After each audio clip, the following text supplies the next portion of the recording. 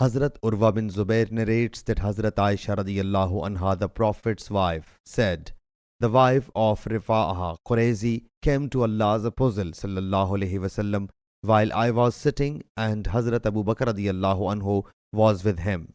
That woman said, O Allah's Apostle sallallahu alaihi wasallam, I was in the marriage of Rifa'ah and he gave me irrevocable divorce. So I later married Abdul Rahman bin Zubair, and undoubtedly he had nothing but like this fringe, and she had the corner of her wrap over and showed it."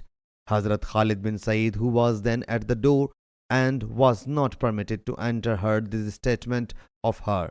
Hazrat Aisha radiyallahu anha states that he said, "O Abu Bakr radiyallahu anhu, why do not you stop this woman who is raising her pitch in the presence of Allah's Apostle sallallahu alaihi wasallam?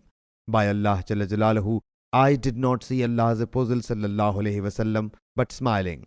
Allah's Apostle sallallahu alaihi wasallam then said to her, "Perhaps you wish to return to Rifa'ah, but it is not possible until he tastes your sweetness and you relish his sweetness." So this practice was determined henceforth. Sahih Bukhari, Hadith number 5792.